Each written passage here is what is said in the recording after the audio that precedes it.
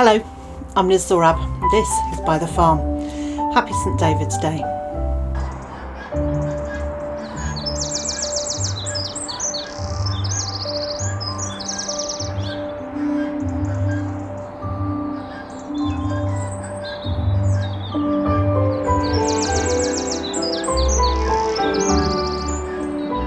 If it's your first time here, please consider subscribing to the channel for gardening, poultry keeping and food forest ideas.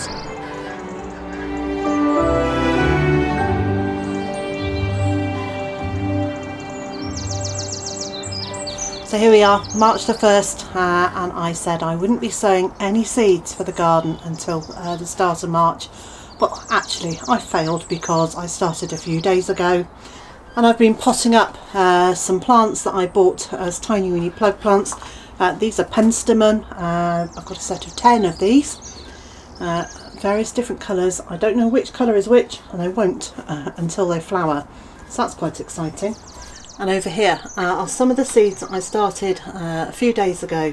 And these are colettes, which is a cross between a Brussels sprout and a kale. So they grow like a Brussels sprout, but then instead of having the tight little buttons with Brussels, they have more of a little, looks like a flower almost. It's looser and it's more kale-like. And at the back I've got some Cavolo Nero kale, and then I've got a couple of trays. In fact, I've got 3 trays of broad beans, which I started about a week ago. They are just beginning to sprout. Now what I'm doing with these is, because the nights are still quite cold, each night I'm putting some fleece over them. I'm not going to buy any more fleece. It's a spun polypropylene thingy. Basically it's a spun plastic type material, and as with everybody else, I'm reducing the amount of single-use plastic I use. And that fleece really doesn't last terribly long. It seems to fall apart fairly quickly.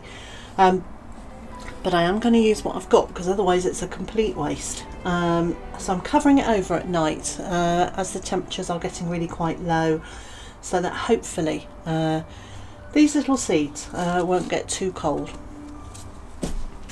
In these pots I've got the red currant cuttings that I took last year. And I showed you 2 methods of taking red currant cuttings.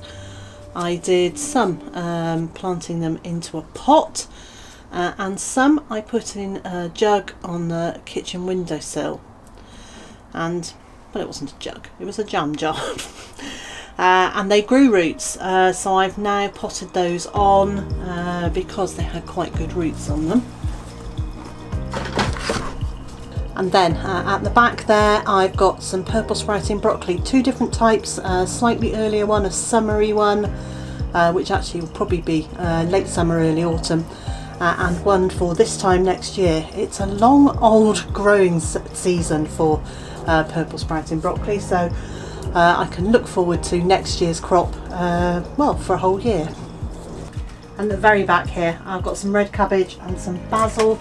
I think probably I've planted the basil too early. It may well just be way too cold for it, but giving it a go to see what happens. And over on this side I have created a seedling bed. So rather than continue to use plastic trays, once these are beyond repair, although I'll still use this one, but once they really have crumbled, they go into the recycling.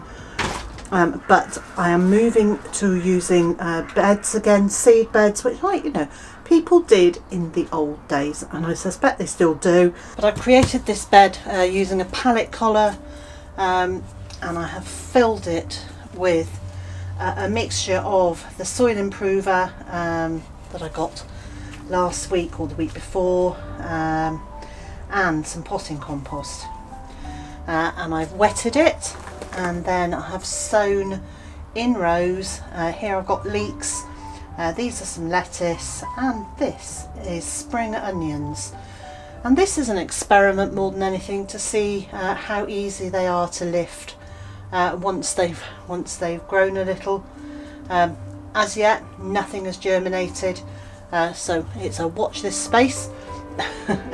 And we'll see what happens. I've been asked a few times why I always wear gloves, and it's so that I don't get any infections. In the past I have got infections on in my fingers if I've caught them with a thorn or anything, and since my thyroid went kaplooey, I find recovering from infections takes a really long time, so it's just a protection thing. And I was sent these gloves by a friend, so thank you very much. And the other thing that I get asked regularly is about the grit that I use on top of my seedlings, and why do I do it? It's very simple. I do it when the seeds are very small and very fine, so that when I water them, the compost doesn't get moved around and the seeds don't get washed away. So basically it just holds down those seeds in place and makes it easier for watering them. And if you want to do this, you can use horticultural grit, or what I'm using, because it's what I've got, is chick grit from the chickens. Not from the chickens, for the chickens. You can buy this in big bags. I happen to have a load left over, so that's what I'm using. Today I'm going to plant some Egyptian walking onions, which I was sent by a member of our Facebook group. And I'm going to plant them in this tray. I got this from our local garden centre. They were throwing these away. People were allowed to take them. These are good sturdy containers. I'm going to be able to use these for years. I quite like these because actually you can sow in rows, so when you plant out you can separate the rows out and plant in a long straight line. And I'm going to plant 3 per strip, making sure I get them in the right way up as I go.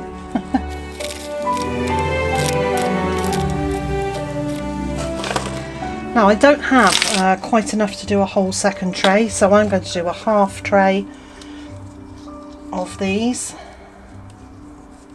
This is very exciting. I've never grown walking onions before, so they will be interesting to find out what they're like. The last thing I need to do is to label this tray, and I use labels that I have cut from the lids of tubs of spread. Erica from Erica's Little Welsh Garden very kindly gave me some tubs. I managed to break the tub, but I have saved the lid. So there we go, written in handwriting that probably only I will ever read, and possibly I won't be able to read it either soon. But there we go. And so the season begins. I will be out here on a very regular basis from now on for the next few weeks. Next thing I'm planting is Babington leeks. These are one of the perennial vegetables that I talked about in my 5 perennial vegetables video. And so they are going in, and I'm really excited to try these. I really like this time of year. It's full of promise. It's full of anticipation.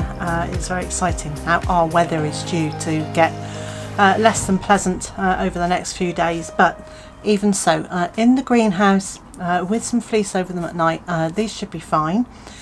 What I have got left to do with my trays that I've sown today is to give them a really good water.